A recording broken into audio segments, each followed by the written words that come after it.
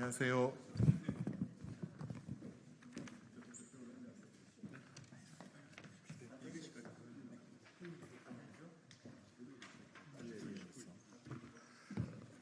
네, 언론인 여러분 안녕하십니까? 더불어민주당 간사 김승원 의원입니다. 오늘은 우리 더불어민주당 법사위원님들과 함께 지난 19일에 있었던 청문회 대상 증인들의 불출석 그리고 위증 등에 대해서 고발하고자 이 자리에 섰습니다.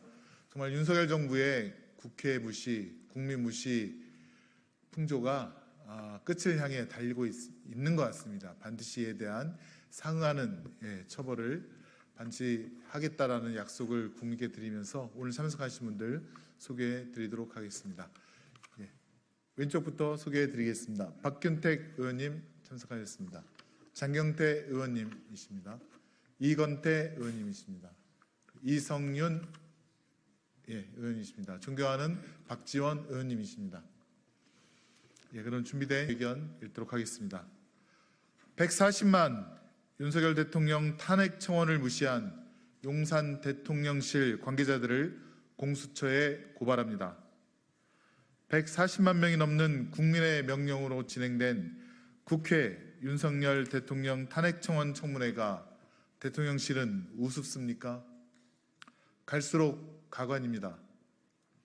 이번 주 금요일 개최되는 제2차 탄핵 청원 청문회를 앞두고 김건희 주연, 이창수 서울지검장 조연의 김건희 소환쇼가 연출됐습니다. 윤석열 용산 대통령실과 윤석열 검찰의 짜고 치는 고스톱에 결국 국민만 들러리를 서고 있습니다. 그러나 아무리 이들이 발악해도 국회 법제사법위원회 열차는 정시에 출발합니다.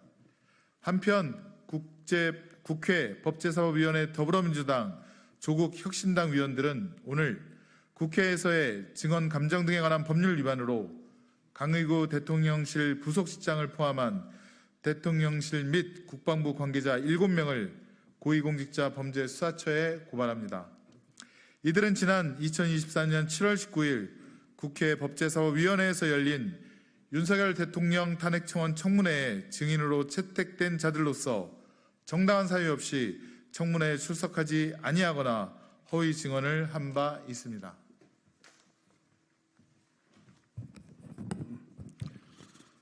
첫째, 정당한 사유 없이 청문회에 출석하지 않은 증인은 강의구 대통령실 부속실장, 김용현 대통령 경호처장, 박종현 대통령실 공직기강 비서관실 행정관입니다.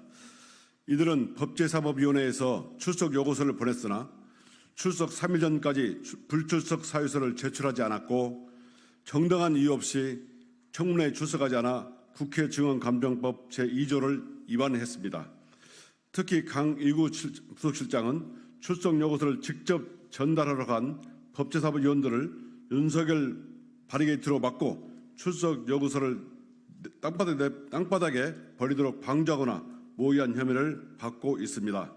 둘째, 증언을 거부한 증인은 이종섭 전 국방부 장관, 임기훈 전 대통령실 국방비서관입니다.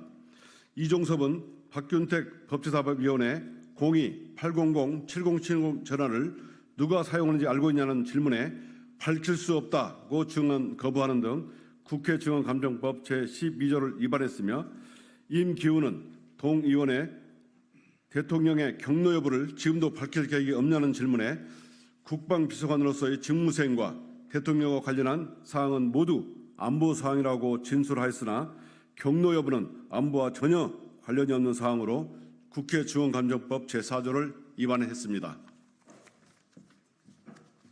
셋째, 위증을 한 증인은 임성근 전 해병대 1사단장, 김동혁 국방부 검찰단장입니다. 임성근은 장경태 법제사법위원회 해병대 1사단장 명의의 초청장, 도이치모터스 주가 조작 사건 관련자 이종호 씨 관련 질의에 대해 위증했음이 확인되었고, 김동혁 단장은 박정훈 대령이 메시지와 통화 내역을 다 지웠다는 내용이 박정훈 대령의 구속영장 청구서에 적혀 있는 게 맞냐는 서영교 법제사법위원의 질의에 대해 박정훈 대령 본인이 했던 이야기를 그대로 인용한 것이다 라고 진술했습니다.